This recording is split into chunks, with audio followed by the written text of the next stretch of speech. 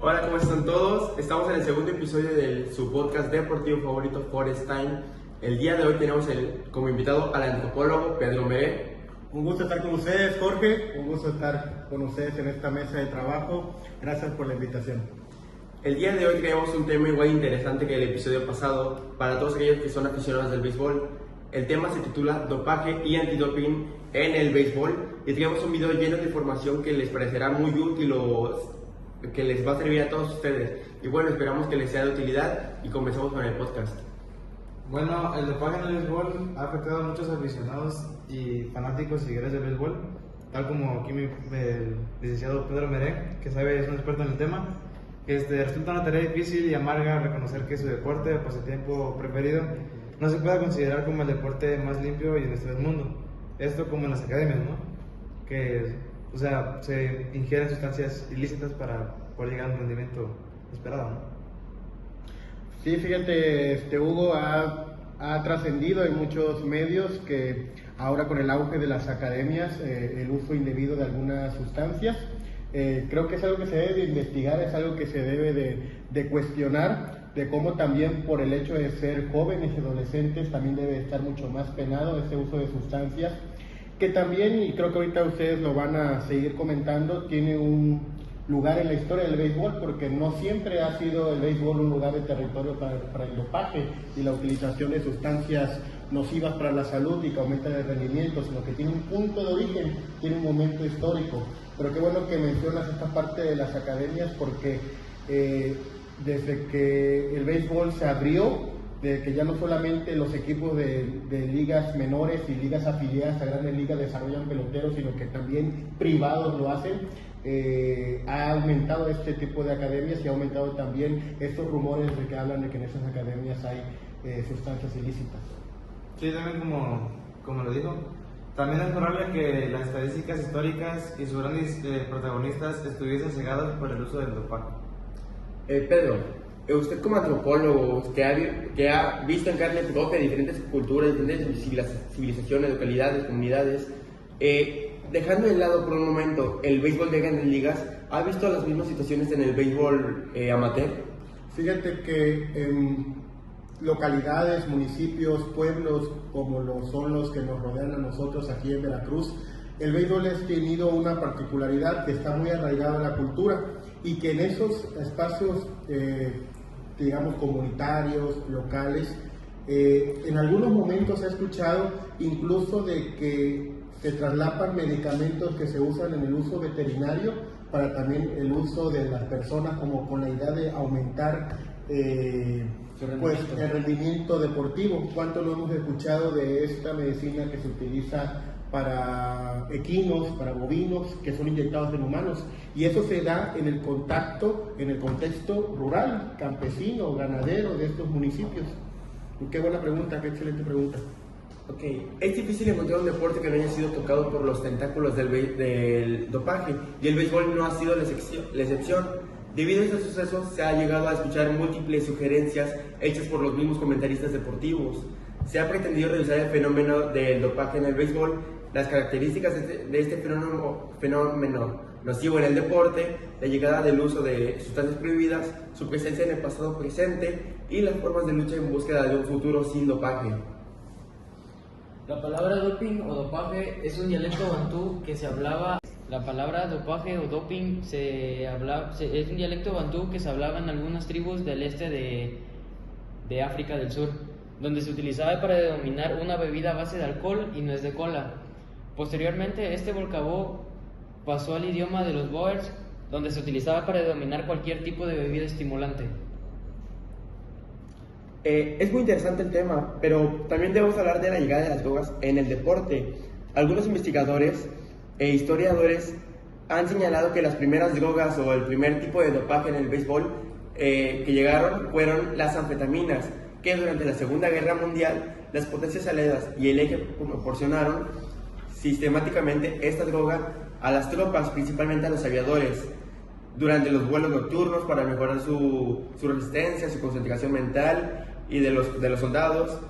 Después de final de la guerra, muchos de los soldados al momento de querer reintegrarse, ya sea a una universidad, a una escuela, a un trabajo o algún equipo deportivo, fueron incluyendo este tipo de dopaje y a su vez fueron como propagando las demás personas hasta que, bueno, está lo que tenemos hoy en día.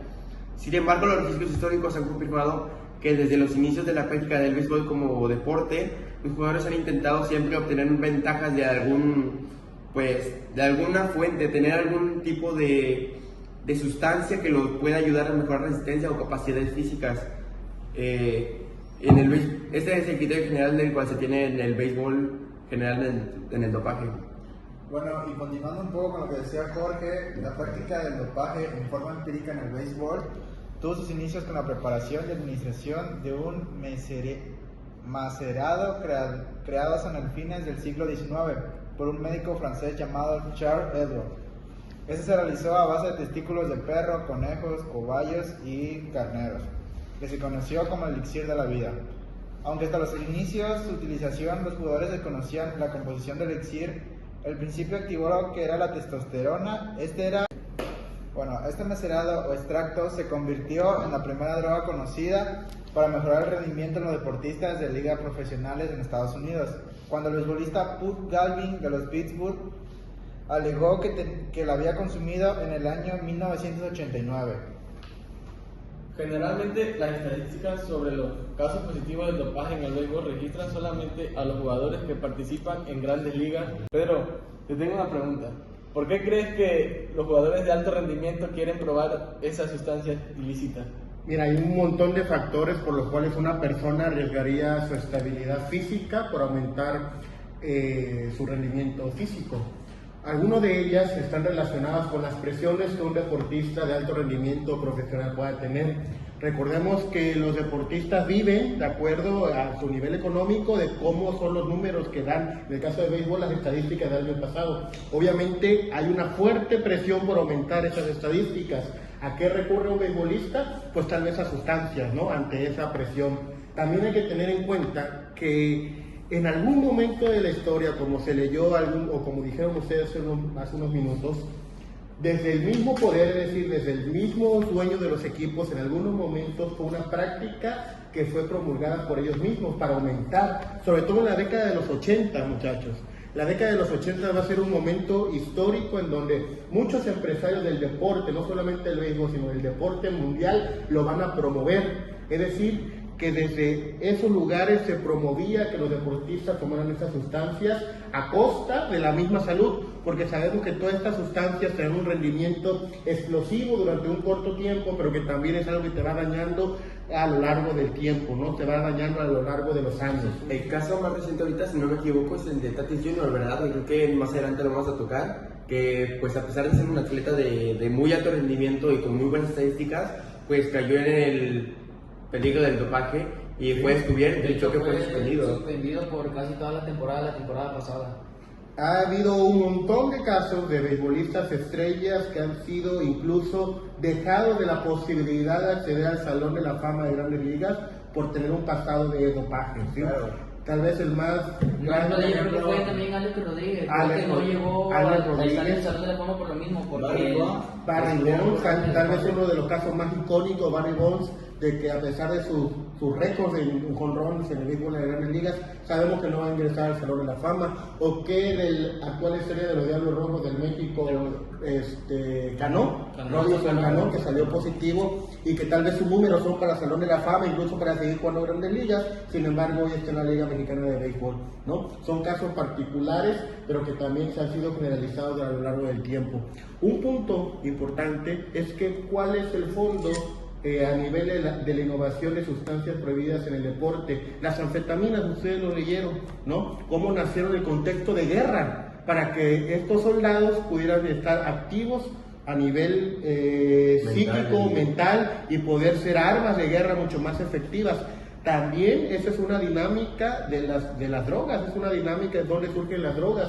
Considerar a las personas como armas, considerar a las personas como instrumento, considerar a las personas simplemente por lo que producen.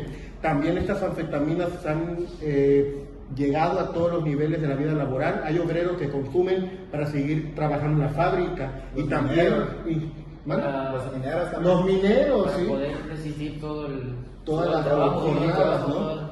¿Cuántos de nosotros en el ambiente deportivo no hemos escuchado de estas tipos de anfetaminas que ayudan a mantener activa a la persona durante un tiempo de juego, ¿no? ¿Cuántas personas no hemos escuchado de esos famosos medicamentos que se toman en el ambiente? ¿Para qué? Para mantenerse activo. ¿Cuánto de eso no habrá sido también una influencia y también algo de estos grandes sueños y dueños del juego, ¿no? Que también lo promovieron durante un tiempo, que cuando se les salió de la mano trataron de regularlo, y es ahí donde vienen todas las sanciones del antidoping.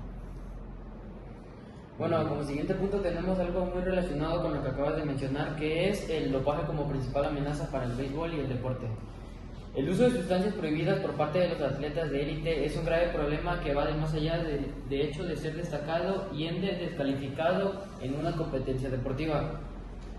El problema mucho más trascendental está relacionado por la salud, por todas las recuperaciones físicas, endócrinas y metabólicas. El deportista de nuestro tiempo está sujeto en una presión constante personal y social. Exigencia de la que somete a conseguir más de una vez mejores niveles de rendimiento buscando fortuna. Las razones que impulsan a las organizaciones de béisbol profesional a prohibir el uso de las sustancias que permiten una mejoría de las capacidades son esencialmente dos, que es la parte uno es evitar el riesgo del deportista, ya que muchos estimulantes usados en el deporte pueden ocasionar muerte y ningún atleta está exento a ella. Y el 2 es evitar una competencia desleal, de lo contrario las mismas harían para evaluar la eficacia de los métodos que induzcan a un mejor estímulo de rendimiento. Desafortunadamente los únicos datos objetivos de que se dispone para detectar el uso de agentes prohibidos en el deporte proceden de los análisis de control que se implementan mediante el estudio de la orina y sangre de numerosas competiciones internacionales. El profesionalismo impulsado por las empresas y televisión llevan a deportistas a esfuerzos tremendos y a una superación constante. Me mantengo en mi postura de que el uso de dichas sustancias es una trampa y que debe ser eliminada de todos los deportes, no solamente del béisbol. También la llegada del dopaje y las sustancias prohibidas en el béisbol moderno. El dopaje irrumpió con su mayor fuerza en el béisbol cuando un grupo de los mejores jugadores de las grandes ligas profesionales comenzaron a utilizar casi de forma masiva de diferentes tipos de esteroides y hormonas. El pionero y principal promotor de la introducción en la práctica del uso de esteroides anabólicos y sustancias prohibidas fue el futbolista José Canseco, el cual con sus mismas palabras anunció: luego de esto el béisbol nunca volverá a ser el mismo. Hablando de eso, hablemos sobre sustancias que se utilizan actualmente en la práctica del dopaje en el béisbol. El desarrollo tecnológico actual ha permitido identificar y caracterizar las propiedades químicas y fisiológicas de las sustancias dopantes conocidas como la nueva generación. El desarrollo, síntesis y producción de nuevas sustancias con la capacidad de incrementar el rendimiento físico ha expandido de manera significativa el arsenal de sustancias dopantes disponibles para los adeptos a sacar ventajas en las competencias, ignorando los efectos secundarios que puedan producir las drogas sobre la salud de los deportistas que recurren a ese tipo de recursos ergogénico que puede, en casos de abuso o alta predisposición a efectos colaterales adversos, provocar serios daños al organismo.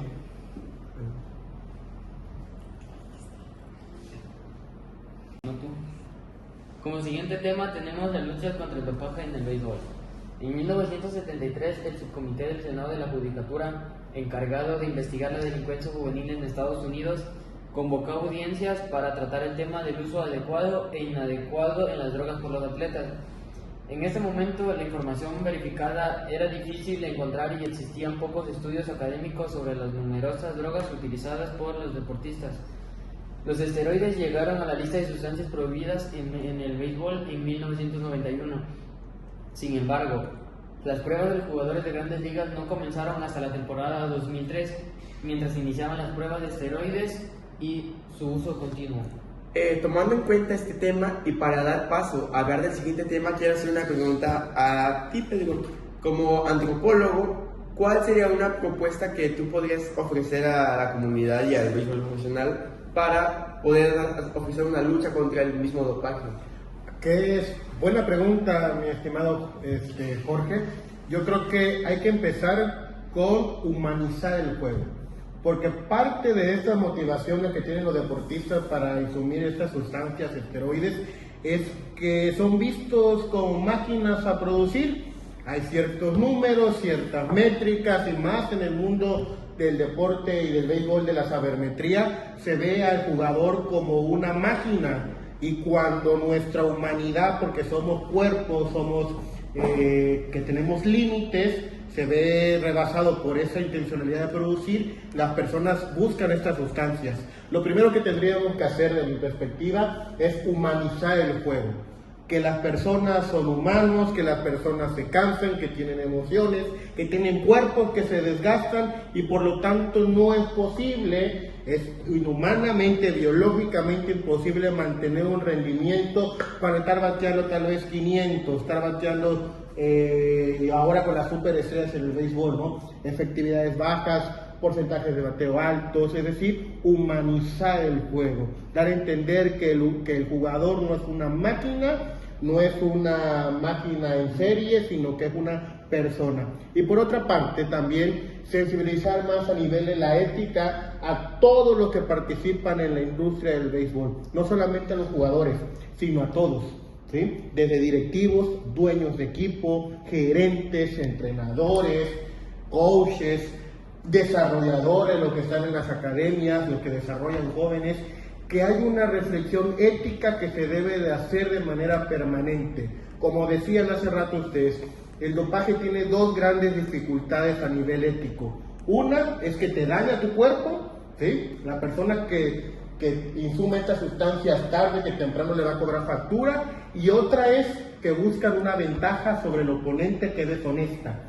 ¿Sí? Son dos grandes problemas éticos que atraviesan por cómo yo me veo como persona, y también cómo yo quiero incluso pasar deshonestamente por encima de la otra persona, por el contrincante.